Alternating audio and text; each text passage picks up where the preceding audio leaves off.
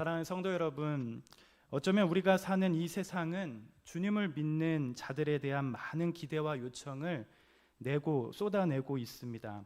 가치의 혼란의 시대 속에 정말 말씀대로 살아내는 사람들을 찾고 있고, 자기 중심적인 시대 가운데 때로는 자기뿐이 모르는 이 세상 가운데 바른 사랑을 가지고 자신뿐 아니라 다른 사람까지도 사랑할 수 있는 사람에 대한 기대와 요청을 받고 있습니다.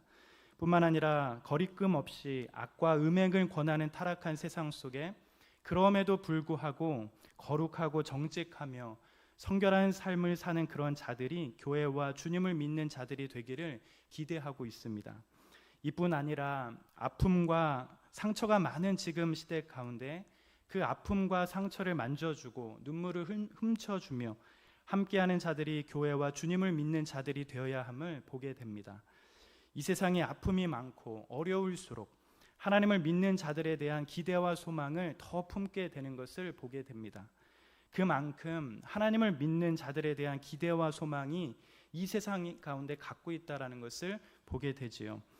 그런데 이러한 모든 일과 상황들 속에 많은 이들이 기대하고 소망을 품는 모습들을 살아낼 수 있도록 만드는 것이 무엇일까 했을 때 우리에게 주어진 가장 중요하고 절실한 것이 바로 기도가 아닌가 생각이 듭니다. 그 어떤 것도 기도를 대신할 수 없습니다. 하나님은 기도를 통해 언약을 성취하시고 때로는 변화를 익히시며 그분의 역사를 다듬어 가셨습니다. 예를 들어 하나님께서 소돔과 고모라를 멸하시려고 할 때에 그 땅을 위해 중보기도했던 아브라함의 기도, 또한 이스라엘 백성들이 하나님을 섬긴다고 금송아지를 만들 때 그런 이스라엘 백성들을 진멸하시려고 하는 그 하나님 앞에 중보기도하였던 모세의 기도, 때로는 자녀가 없었던 한나가 눈물로 하나님 앞에 기도하며 주신 자녀를 하나님께 바치겠다고 들렸던 한나의 기도, 때로는 갈멜산에서 이방신들과 대결하면서 하나님의 영광을 드러내기 위해 기도하였던 엘리야의 기도, 또한 초대교회 안에 모든 성도들이 모여 기도했던 곳곳에 초대교회의 기도의 모습들이 생각납니다. 그런 기도를 통하여 하나님께서는 하나님의 언약을 성취해 가시고 때로는 변화를 일으켜 가시고 하나님의 역사를 다듬어 가셨습니다. 우리가 보는 하나님의 말씀인 성경 곳곳에서 하나님의 이름의 이 놀라운 경륜과 섭리의 핵심의 도구가 바로 기도였다는 사실을 보게 되고 확인하게 됩니다. 그런데 안타깝게도 우리 조국 교회와 성도들 삶 가운데 이 시대의 절실한 요구와 기대 앞에 많이 무너져 가는 것을 보게 됩니다. 세상의 기대와 큰 기대와 소망이 교회에 있고 또한 주님을 따른다고 고백하는 성도들의 삶 가운데 있는데 중요한 것은 바로 이런 기도의 능력을 바라보지 못하고 기도의 자리가 급격히 무너져 가면서 경건의 능력을 상실하는 그런 모습들을 보게 되는 것이죠. 물론 교회와 성도의 경건함이 기도로만 구성되었다라고 말할 수는 없을 것입니다. 기도만 하면 다 될 수 있다라고 말할 수도 없을 겁니다. 그런데 우리 안에 이런 기도의 능력, 기도의 골방이 없이는 교회가 교회다워지지 못하고 성도가 성도되지 못하는 경건의 삶이 불가능하다는 사실이 있다라는 것입니다. 기도 없이 경건한 삶에 대한 시대의 요구에 반응할 수 있는 방법은 어디에도 없다라는 것입니다. 그런 측면에서 오늘 조국 교회와 더불어 우리에게 요구되는 것 중에 중요한 한 가지는 바로 기도의 변화, 이 작은 발걸음의 시작이 분명히 필요하다는 생각을 하게 됩니다. 그런 면에서 우리는 성경을 통하여 기도를 잘 배우고 또한 하나님의 말씀을 통하여 기도를 잘 익히고 또한 하나님이 원하시는 기도가 무엇인지 생각하면서 그렇게 참다운 바른 기도를 할 필요가 있게 됩니다. 특별히 저희가 8월 방중의 시간들을 보내면서 그리고 앞으로 한 학기를 달려가기 위해 특별히 8월 한 달 기도에 집중을 해가는 이 시점에서 우리의 기도의 내용들을 살펴보고 정말 하나님이 원하시는 기도가 무엇인지 그것들에 대해서 곰곰하게 생각해보는 그런 귀한 시간들이 되길 기도합니다. 그런 의미에서 오늘 본문의 말씀을 살펴보면서 우리의 기도는 어떠해야 하는가, 또한 하나님께 나아가는 우리의 기도는 무엇이어야 하는가 함께 생각해보는 귀한 시간이 되길 간절히 기도합니다. 오늘 저희가 읽었던 본문은 우리 성도님들이 잘 아시는 본문이지요. 다니엘서입니다. 사랑하는 성도 여러분, 다니엘서 하면 뭐가 가장 많이 생각이 나십니까? 아마 다니엘 하면 아마 포로된 신분이지만 그럼에도 불구하고 시간을 정하여 기도하였던, 하나님 앞에 기도하였던 사람, 그 다니엘, 그 내용이 많이 기억이 날 것입니다. 뿐만 아니라 사자굴 속에 들어가서도 믿음을 다한 모습, 어떤 환경 속에서 신앙을 잃지 않고 그렇게 하나님 앞에 신앙생활을 했던 그 모습들이 많이 생각이 날 것입니다. 사실 다니엘서는 그런 다니엘의 신앙과 모습들이 주제가 되어 우리에게 어떤 교훈을 주는 성경일 수는 있지만, 더 큰 의미는 이스라엘 백성 역사 가운데 하나님의 섭리하심과 주권, 즉 어떤 군함과 막대한 나라가 있더라도 그 중심에는 이 세상을, 모든 것을 다스리시는 분이 계시고 그분이 하나님이심을 보여주는 귀한 성경입니다. 하나님께서는 역사를 주관하시고 이 세상을 통치하시고 또한 하나님의 주권 아래 믿음의 백성들을 끝까지 붙들고 가시는 그 귀한 하나님의 은혜의 모습들이 담겨 있는 것이 바로 다니엘서의 모습입니다. 특별히 오늘 저희가 읽은 본문은 그 중에 다니엘서 중에 9장의 말씀을 읽었는데, 이 다니엘서 9장은 다니엘의 기도하는 모습이 그려져 있습니다. 우리는 오늘 본문을 통하여 다니엘의 이 기도의 모습을 보면서 우리의 기도의 모습을 한번 생각해보는 그런 시간을 갖고자 합니다. 그렇다면 여러분, 오늘 읽은 본문이 어떻게 출발하고 있죠? 우리 다니엘서 9장 1절과 2절 말씀을 다시 한번 읽어봤으면 좋겠습니다. 메대 족속 아하수에로의 아들 다리오가 갈대아 나라 왕으로 세움을 받던 첫해, 곧 그 통치 원년에 나 다니엘이 책을 통해 여호와께서 말씀으로 선지자 예레미야에게 알려주신 그 연수를 깨달았나니 곧 예루살렘의 황폐함이 70년 만에 그치리라 하신 것이라. 사랑하는 성도 여러분, 성도님들이 잘 아시는 것처럼 이스라엘의 나라는 솔로몬 이후에 두 나라로 나뉘게 됩니다. 북쪽엔 북이스라엘, 남쪽엔 남유다라고 나뉘게 되고, 또 그 두 나라는 아수르와 바벨론이라고 하는 시대 강국 앞에 포로 생활을 하는 그 아픔을 경험하게 됩니다. 그런 상황 가운데 바벨론 포로로 잡혀간 사람 누군가, 그 중에 한 사람이 바로 이 다니엘입니다. 암흑의 시간, 도저히 희망이라고는 바라볼 수 없는 그런 시대 가운데 환상을 보여주시며 포로로 잡혀간 이스라엘 나라가 다시금 회복하는 그런 메시지를 다니엘을 통하여 보여주시지요. 어떠한 상황 가운데서도, 지륵 같은 어둠과 시대의 어쩔 수 없는 상황 가운데서도 이 모든 주권을 가지고 계신 분이 누구신지 그것을 확인할 수 있는 것입니다. 모든 것이 하나님의 통치와 역사 가운데 있다는 사실을 알 수 있지요. 그런 상황 가운데 다니엘은 나라를 잃고 이방 나라 바벨론의 포로로 잡혀왔다가 바벨론 제국이 멸망하고 또 다른 나라, 다른 강국, 1절에서처럼 메대와 바사가 바벨론 이후에 세계를 통치할 때까지 생존해 있었습니다. 그런데 그때에 그 어느 날 다니엘이 어떠했다고 오늘 말씀에 기록되어 있지요? 2절 보니까 그 통치 원년에 나 다니엘이 책을 통하여 여호와께 말씀으로 선지자 예레미야에게 알려주신 그 연수를 깨달았다라고 그렇게 말씀하고 있습니다. 여러분, 이 말씀이 무엇입니까? 바로 다니엘이 어느 날 책을 읽었죠. 즉 성경을 열어서 말씀을 읽었다라는 것입니다. 신실한 다니엘은 늘 하나님의 말씀을 가깝게 하였겠죠. 그런데 그럴 때에 다니엘의 눈에 들어온 성경이 있었습니다. 그것이 무엇이었지요? 바로 예레미야서였습니다. 하나님께서 예레미야 선지자를 통해 주신 말씀을 읽은 다니엘이 있었는데 어떻게 된 것입니까? 그 말씀을 읽고 다니엘이 큰 깨달음을 얻었다라고 그렇게 말씀해 가고 있는 겁니다.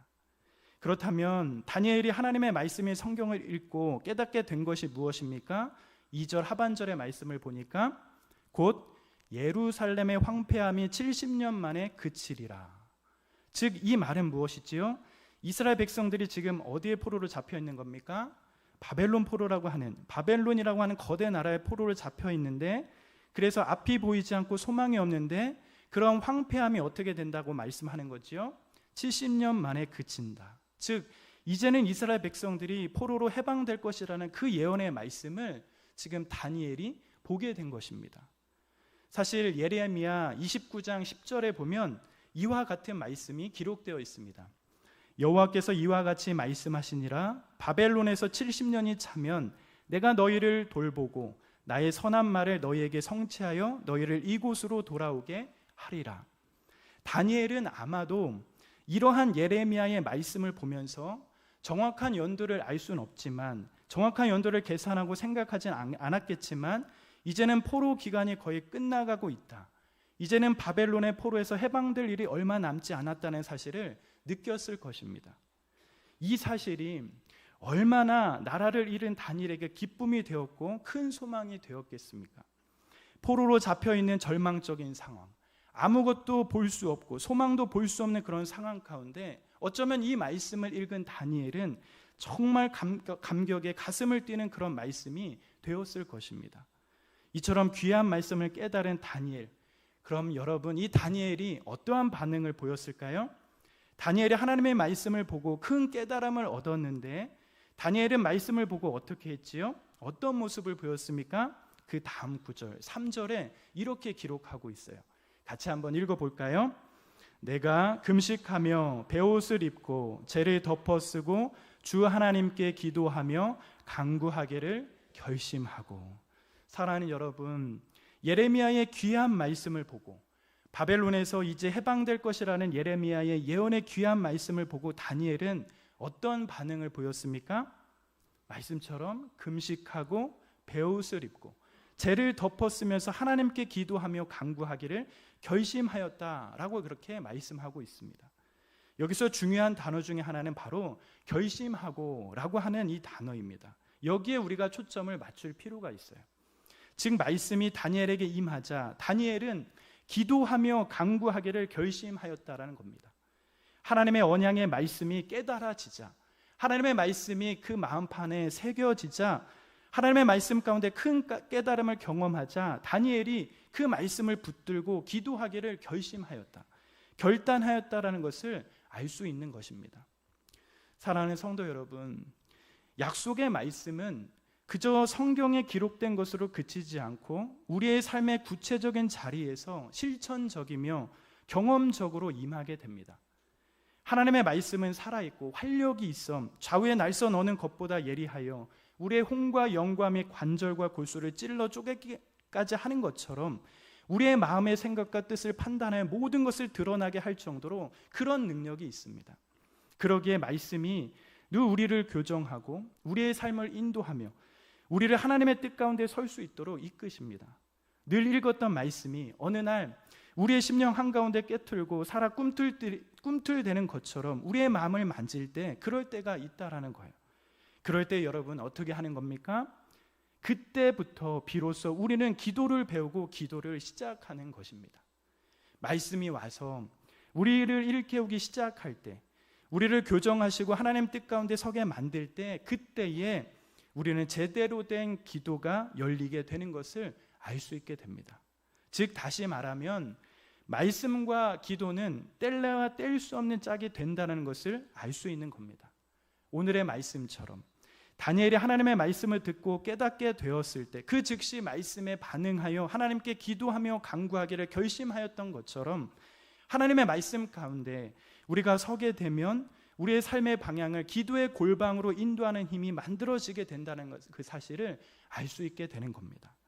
그러기에 여러분 어떻게 해야 하는 것이죠? 우리는 단순히 기도만 해서는 안 되는 겁니다. 기도의 그 부분만이 아니라, 기도뿐만 아니라 하나님의 말씀을 펴고 하나님의 말씀이 임해 우리의 마음을 깨트리고 열어주셔야 비로소 기도가 기도처럼 들려지기 시작합니다. 다시 말해 우리가 입고 있는 옷을 다 벗어 맨살이 그대로 드러낸 채 하나님과 인격적으로 맞닥뜨리기 위해서 중요한 것은 우리가 하나님의 말씀 앞에 먼저 세워져야 한다라는 것이에요. 그때 기도가 기도다워지고 기도가 제대로 열리기 시작하면서 하나님의 말씀을 깨닫는 일이 일어나게 된다는 겁니다. 기도의 깊이가 하나님의 말씀으로 더욱 깊어지고 풍성해진다는 것을 알 수 있게 된다는 것이에요. 사랑하는 성도 여러분, 요한일서 5장 14절 15절에 가면 사도 요한이 이렇게 고백합니다. 우리 같이 한번 읽어볼까요? 그를 향하여 우리가 가진 바 담대한 것이 이것이니 그의 뜻대로 무엇을 구하면 들으심이라. 우리가 무엇이든 구하는 바를 들으신 줄을 안즉 우리가 그에게 구한 그것을 얻은 줄을 아느니라. 사랑하는 성도 여러분, 사도 요한은 우리가 가진 바 담대함이 무엇이라고 말씀하고 있습니까? 그것이 무엇이지요? 바로 하나님의 뜻대로 무엇을 구하면 하나님이 어떻게 하신다는 겁니까?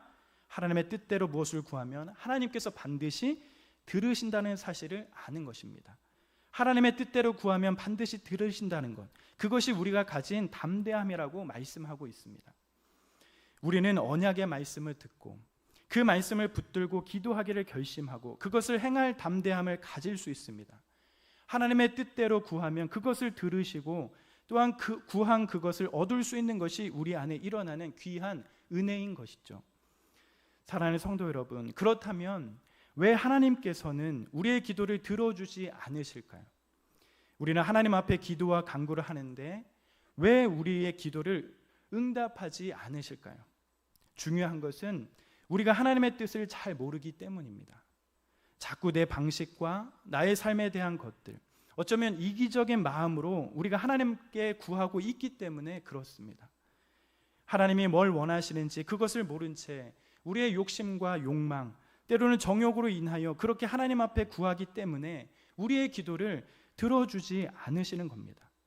하나님의 뜻대로 구하는 것은 하나님께서 반드시 들으십니다. 기도하는 사람들은 주의 뜻을 따라 기도할 때 담력을 가지고 하나님을 찾고 구할 수 있습니다. 우리는 하나님이 주신 약속의 말씀을 붙잡고 기도하고 간구해야 하는 것이에요. 하나님의 뜻이 무엇인지, 하나님께서 무엇을 말씀하시는지 그것을 바라보면서 그것을 위하여 결단하고 기도해야 합니다. 그래야만 우리 안에 기도의 바른 모습이 나오게 되고 우리의 기도의 모습들이 깊어질 수 있게 되는 것입니다. 오늘의 말씀 속에 다니엘은 하나님이 주신 말씀과 그 약속을 붙들고 기도했습니다. 나라가 빼앗기는 암울하고 쉽지 않은 시간들이지만, 때로는 앞이 보이지 않고 소망 없는 것 같이 여겨지는 시간들이지만 하나님께서 주신 그 말씀을 깨닫고 경험하였기 때문에 그 힘과 능력을 위지하여 하나님께 결단하며 간구하는 시간들을 보내고 있습니다.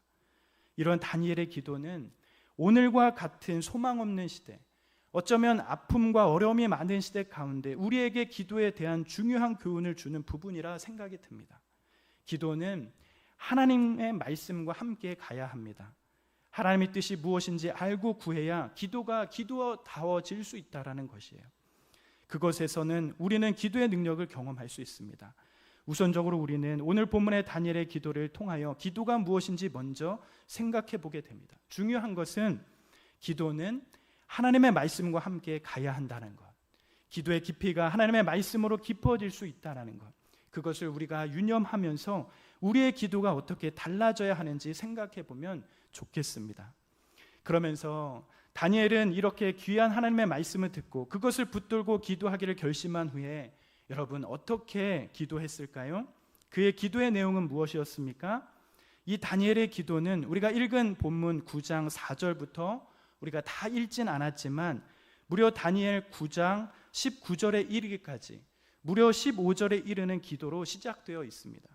그런 기도 가운데 다니엘이 드린 기도의 핵심이 무엇일까? 다니엘이 드린 기도의 내용이 무엇인가? 우리가 한번 살펴봤으면 좋겠습니다.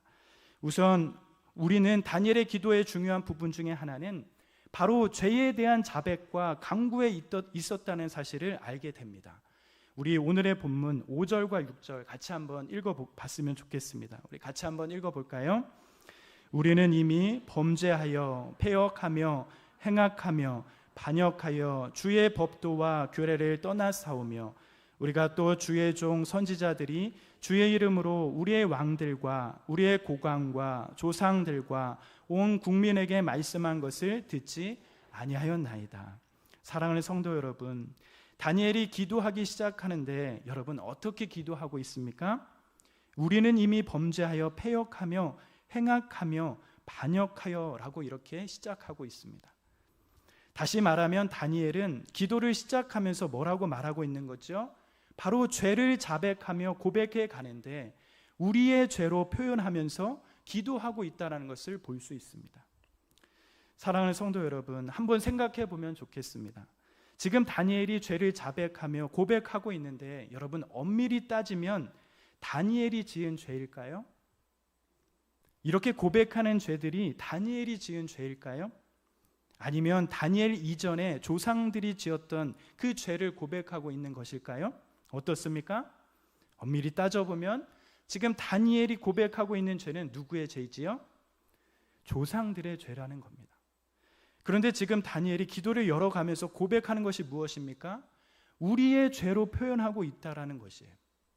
조상들이 하나님 앞에 범죄하고 패역하며 악한 일을 행하여 반역하여 하나님 앞에 죄를 짓게 되었고, 그것으로 인하여 지금 바벨론 포로 가운데 서 있는 것입니다. 이제는 바벨론 포로로 70년의 시간을 보내면서 그렇게 포로로 잡혀온 이스라엘 백성들이 다 죽었고, 어려서부터 포로로 잡혀온 다니엘은 살았습니다. 하나님 앞에 죄 지은 것은 다니엘이 아니라 이스라엘의 조상들이었습니다. 그런데 지금 죄를 자백하면서 다니엘은 우리의 왕, 우리의 고관, 우리의 조상, 우리의 국민이라고 말하면서 끊임없이 우리라고 하는 단어를 사용하면서 이스라엘의 사람들의 죄를 위하여 하나님 앞에 자백하며 회개를 하고 있다라는 것이에요. 죄에 대한 자백과 간구가 있다라는 것입니다. 사랑하는 성도 여러분, 우리가 사는 세상을 보면, 그리고 요즘 우리 조국 사회를 보면 자신의 죄를 인정하고 사과하는 것이 참 어려운 시대인 것을 보게 됩니다. 거기다가 오늘의 다니엘의 기도처럼 그들만의 허물과 연약함과 죄가 아니라, 저 사람이 지은 죄와 허물이 아니라 우리가 죄를 지었습니다, 우리의 허물과 약함입니다 라고 말할 수 있는 사람이 몇이나 되겠나 생각이 듭니다. 어쩌면 점점 더 남을 헛듣기에 바쁘고 자신을 내세우고 자신을 보호하고 때로는 어떻게든지 다른 사람을 비방하여 밟고 일어서려는 그런 사람들만 수두룩한 것 같이 보입니다. 그 어디에도 아픔을 함께 공감하고 문제들을 함께 공유하며 고통스러운 상황들 속에 함께 아파하고 가슴 아파하는 그런 사람들을 찾기가 어렵습니다. 그러나 우리는 그러면 안 되겠지요. 우리는 성경이 가르치는 자세를 가지고 하나님 앞에 서야 할 것입니다. 사랑하는 성도 여러분, 어쩌면 다른 사람이 저지른 죄와 악이 그 사람들의 문제만이 아니라 내 안에서도, 우리 안에도 여전히 있는 죄와 악일 수 있습니다. 우리가 때로는 다른 사람들보다 윤리적으로, 도덕적으로, 상대적으로 조금 나아 보일 수는 있지만, 그런데 그것에 속으면 안 될 것입니다. 여전히 우리 안에도 죄를 지을 수 있는 능력과 기회가 없었을 뿐이지 죄가 없는 것은 결코 아닙니다. 어쩌면 죄를 지을 수 있는 상황이 되었더라면 우리도 마찬가지로 죄를 짓고 악을 행할 수 있는 능력과 상황이 될 수 있을 것입니다. 어쩌면 다른 사람들보다도 더 악랄한 모습으로 우리가 범죄할 수도 있습니다. 아마도 다니엘은 그러한 심정을 가지고 그들의 조상들이 지었던 죄들, 하나님 앞에서 말씀을 떠나 지었던 죄들을 생각하면서 다니엘 자신도 얼마나 죄가 많은지 생각하며 하나님 앞에 죄를 자백하고 회개하였을 것입니다. 여러분, 다니엘의 기도를 한번 살펴보십시오. 우리가 읽은 5절과 6절뿐만 아니라 다니엘 기도 가운데 얼마나 많은 죄에 대한 자백이 있는지 모르겠습니다. 여러분, 7절 한번 보실까요? 7절 이렇게 말씀하고 있어요. 주의 공의는 주께로 돌아가고 수치는 우리의 얼굴로 돌아옴이 오늘과 같아서 유다 사람들과 예루살렘 거민들과 이스라엘 가까운 곳에 있는 자들이, 먼 곳에 있는 자들이 다 주께 쫓아내신 각국에서 수치를 당하였으니 뭐라고 고백하고 있습니까? 이는 그들이 주께 범죄하였음이니라. 뿐만 아니라 8절에서도 이렇게 고백하고 있습니다. 주여, 수치가 우리에게 돌아오고 우리의 왕들과 우리의 고관과 조상들에게 돌아온 것은 무엇이라고 고백하고 있습니까? 우리가 주께 범죄하였습니다. 또한 9절에서도 이렇게 고백하고 있죠. 주 우리 하나님께는 긍휼과 용서하심이 있사오니 이는 무엇이라고 고백합니까? 우리가 주께 패역하였으며. 또한 11절에 이렇게 고백하고 있습니다. 온 이스라엘이 주의 율법을 범하고 치우쳐 가서 주의 목소리를 듣지 아니하였으므로 이 저주가 우리에게 내렸으되 곧 하나님의 종 모세의 율법에 기록된 맹세대로 되었사오니 뭐라고 고백합니까? 이는 우리가 주께 범죄하였습니다. 마지막 15절 이렇게 고백합니다. 강한 손으로 주의 백성을 애굽 땅으로 인도하여 내시고 오늘과 같이 명성을 얻으신 우리 주 하나님이여 뭐라고 고백합니까? 우리는 범죄하였고 악을 행하였나이다. 여러분 잘 보십시오. 매 구절 구절마다, 매일 구절 구절마다 이 다니엘이 어떻게 고백하고 있는 겁니까?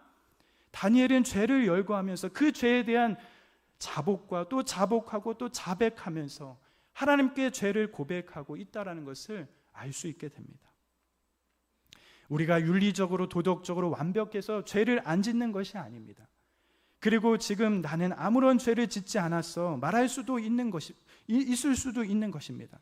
꺼리낌 없는 상황일 수도 있습니다. 그런데 여러분, 우리 한 사람 한 사람이 얼마나 죄를 지을 수 있는 상황이 되었더라면 우리도 똑같이 죄를 짓고 있는 사람이 되었을 겁니다. 늘 우리 마음속에 죄된 욕망과 욕심이 가득합니다. 때로는 탐심과 정욕이 꿈틀댑니다. 어떤 상황과 자리만 되었더라면, 환경만 주어졌더라면 똑같이 죄를 짓고 그렇게 살 만한 사람들입니다. 완벽해 보일지라도, 때로는 겉은 멀쩡해 보일지라도 여전히 우리 안에 똑같은 연약함과 죄성이 있어서 언제라도 죄를 지을 수 있는 그런 사람들이 바로 우리들인 겁니다. 이 세상이 참 혼란스럽고 많은 것이 문제가 되어 갑니다. 때로는 이 세상 사람들의 잘못이야, 때로는 정치인들의 잘못이야, 나랑은 전혀 상관없는 일이야, 자꾸 문제인식이 다른 사람들을 향하여 선을 긋고 원망하며 다른 사람들의 만의 문제인 것처럼 말하지만 그런 것이 아닙니다. 우리 모두 똑같은 인생이라는 거예요.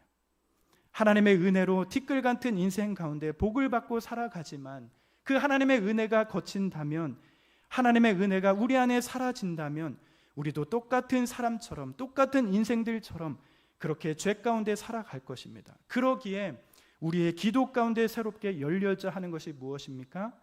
우리의 기도의 내용 가운데 새롭게 열려져야 하는 것이 무엇이지요? 우리 기도의 내용 가운데 있어져야 하는 것이 무엇일까요? 바로 이 죄에 대한 자백과 고백, 회개의 문들이 열려져야 할 것입니다. 나의 죄에 대한 문제는 이루 말할 수 없고 다른 사람들의 죄에 대한 고백을 하고 또한 이 세상과 여러 문제들 앞에 서 있는 모습들을 보면서 이 세상과 마주하는 그런 죄들을 바라보면서 그것이 나의 죄처럼 여기며 기도하는 그 기도의 문들이 열려져야 할 것입니다. 이런 기도 제목들이 있어져야 우리의 기도의 깊이가 깊어질 수 있는 것입니다. 우리는 때때로 기도 안에 나의 간구만 열심히 구하는 그런 기도를 참 많이 할 때가 있습니다. 때로는 탄식을 하고 원망이 가득한 그런 기도가 많이 일어날 때가 있습니다. 하나님 이거 주세요, 저거 주세요, 나 이거 필요해요, 이거 꼭 해결돼야 할 것 같아요. 어쩌면 마치 어린아이의 간절함처럼 어린아이와 같이 기도만 하고 있을 수도 있습니다. 그런데 우리의 기도가 성경에서 말씀하시는 기도처럼, 하나님께서 알려주신 기도처럼, 하나님이 원하시는 기도처럼 그렇게 변화되어야 한다는 겁니다. 간구만 있는 그런 어린아이의 기도가 아니라 나의 죄를 낱낱이 고백하고 뿐만 아니라 이 세상에 일어나는 모든 일들 가운데 때로는 다른 사람들의 죄된 모습을 보면서 그 죄를 나의 죄로 생각하며 하나님 앞에 통회하고 자백하며 온전함을 구하는, 하나님의 은혜와 긍휼을 구하는 그런 기도가 우리의 기도 가운데 일어나야 할 것입니다. 그래야만 우리의 기도가 성숙해져 가고 깊이를 더해 가면서 우리의 기도의 골방이 더 풍성해져 가는 시간들이 될 것입니다. 그렇다면 사랑하는 성도 여러분, 다니엘이 고백하는 죄, 이스라엘의 죄를 고백하며 하나님 앞에 기도하고 있는데 여러분, 그 죄는 무엇일까요? 죄가 가지고 있는 일관된 흐름은 무엇일까요? 무엇 때문에 그렇게 다니엘이 하나님 앞에 죄를 고백하며 자백하고 있는 것일까요? 우리는 그 내용을 보면서 죄가 무엇인지, 죄가 가지고 있는 방향성을 살펴볼 수 있습니다. 우리 한번 성경을 우리 한번 살펴봤으면 좋겠는데, 우리 한번 6절의 말씀 같이 한번 봤으면 좋겠습니다. 우리 같이 한번 읽어볼까요? 우리가 또 주의 종 선지자들이 주의 이름으로 우리의 왕들과 우리의 고관과 조상들과 온 국민에게 말씀한 것을 듣지 아니하였나이다. 여러분, 6절에서는 이 죄의 모습을 어떻게 그려가고 있습니까? 말씀한 것을 듣지 아니하였다, 이렇게 표현하고 있습니다. 또한 10절 말씀 같이 한번 읽어볼까요? 우리 하나님 여호와의 목소리를 듣지 아니하며 여호와께서 그의 종 선지자들에게 부탁하여 우리 앞에 세우신 율법을 행하지 아니하였습니다. 즉 우리 하나님 여호와의 목소리를 듣지 아니한 것, 또한 10절 하반절에 보니 세우신 율법을 행하지 아니하였다는 것, 그것을 고백해 가고 있어요. 또한 11절 우리 말씀을 같이 한번 읽어봤으면 좋겠습니다. 온 이스라엘이 주의 율법을 범하고 치우쳐 가서 주의 목소리를 듣지 아니하였으며 이 저주가 우리에게 내렸을 때 그 하나님의 종 모세의 율법에 기록된 맹세대로 되었사오니 이는 우리가 주께 범죄하였다. 즉 11절 상반절에 보면 주의 율법을 범하고 또한 11절 중반절에 보니 주의 목소리를 듣지 아니하였다, 이렇게 고백해 가고 있어요.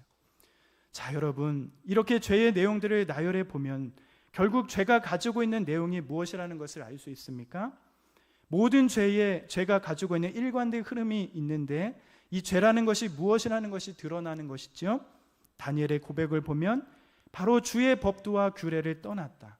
즉 이스라엘 백성의 죄가 하나님의 말씀과 관계가 되어 있다는 것을 알 수 있습니다. 하나님의 백성이 하나님의 주신 말씀, 즉 주의 법도와 규례를 떠났다는 것을 알 수 있게 됩니다. 사랑하는 성도 여러분, 죄는 바로 하나님의 말씀에서 벗어나는 것, 하나님을 떠난 것, 하나님께서 말씀하신 대로 그 모습대로 있지 못한 것이 바로 죄라는 겁니다. 이스라엘 백성들의 가장 큰 죄는 바로 하나님의 말씀대로 살지 못한 것입니다. 하나님께서 주신 말씀이 있는데 그 말씀 앞에 서지 못하였다는 겁니다. 여러분, 이스라엘 백성들이 하나님을 몰랐을까요? 이스라엘 백성들에게 하나님의 말씀이 없었나요?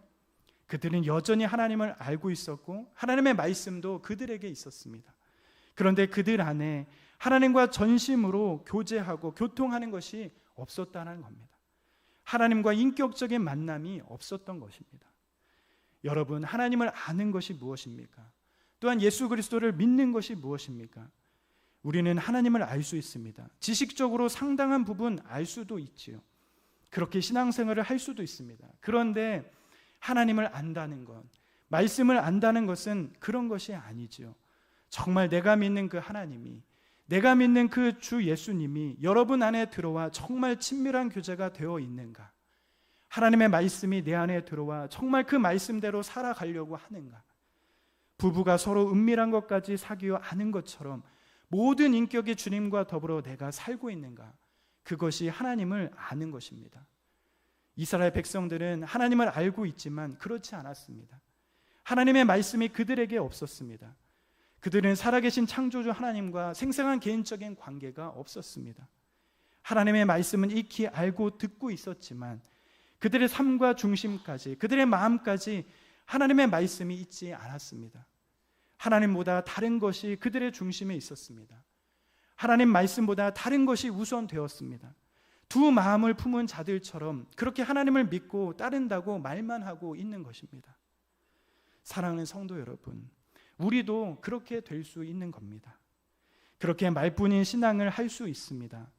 죄가 가지고 있는 일반적인 모습은 바로 하나님과 멀어진 것, 하나님의 말씀에서 벗어난 것, 그것이 죄가 가지고 있는 내용이요 모습입니다. 우리도 여전히 주님을 믿고 있지만 내 안에 있는 죄가 자기 중심성과 죄된 본성으로 여전히 하나님보다 다른 것이 우선시하며 그렇게 살아갈 수 있습니다. 우리는 우리의 모습을 보면서 이 세상이 마주하고 있는 현실과 아픔들을 보면서 하나님을 떠난 죄된 모습들을 보면서 우리는 주님 앞에 회개하고 자백하며 나아가야 하는 것입니다.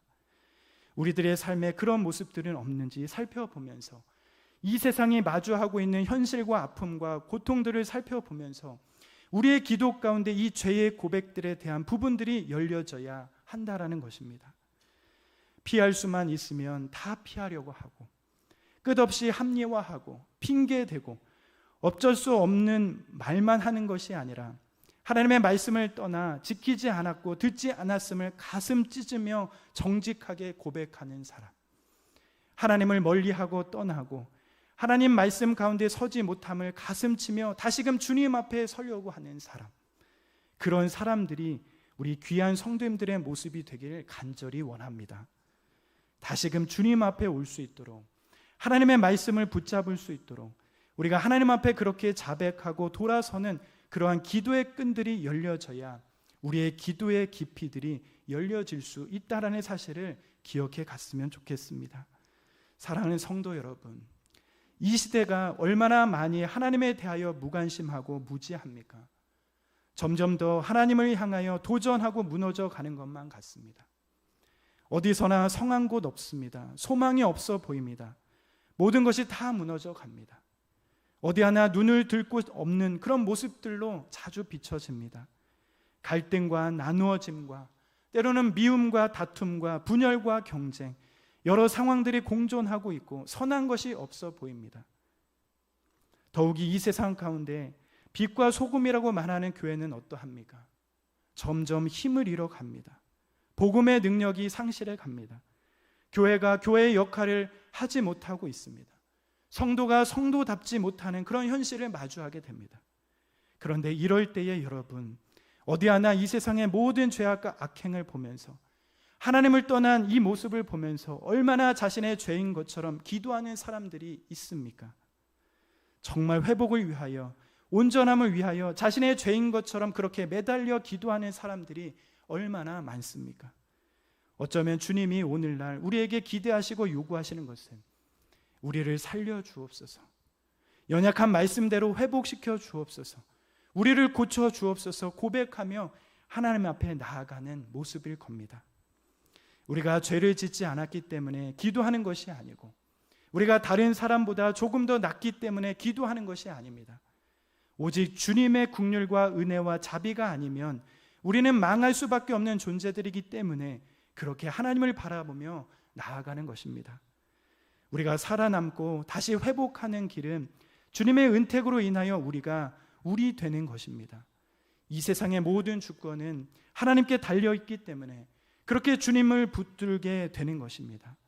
그분이 아니면 안 되기에 그렇게 주님 앞에 달려가는 것입니다. 하나님이 이 세상의 모든 것이 되시기에, 모든 주권이 하나님께 달려있기에 그렇게 주님을 붙들고 주님 앞에 기도해 가는 것입니다.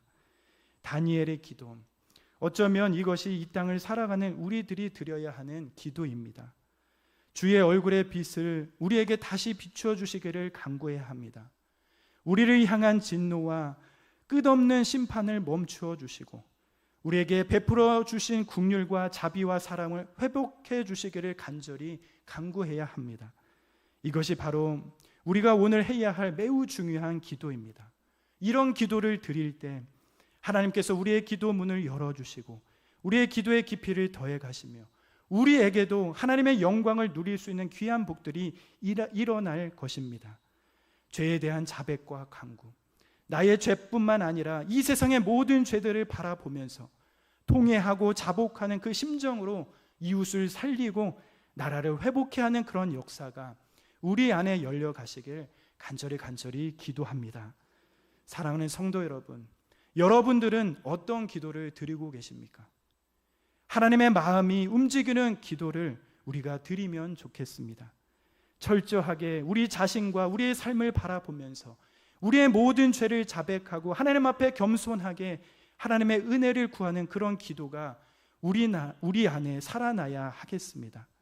기도의 골방에서 나를 위한 기도뿐만 아니라 나를 넘어 이 세상을 만드신 하나님 앞에 이 세상에 드려야 할 기도를 드리는 그런 기도가 살아나야 할 줄 믿습니다. 점점 그리스도인들이 힘을 잃어갑니다. 풍성한 삶을 누리지 못하고 있습니다. 기도의 골방에 그 힘이 줄어들기 때문에 그렇습니다. 사랑하는 성도 여러분, 오늘의 다니엘의 기도를 보면서 우리의 기도의 내용이 바뀌어가고 깊이가 달라져 가며 특별히 하나님께서 우리에게 부여하신 그 기도의 뜻들을 알아가면서 우리의 기도의 골방이 더욱더 풍성해 가길 기도합니다. 하나님의 보좌를 움직이는 그런 기도의 능력이 우리에게 있고 하나님의 뜻 가운데 서가는 그런 복된 일들이 우리 가운데 많이 열려가시길 기도하며 축복합니다.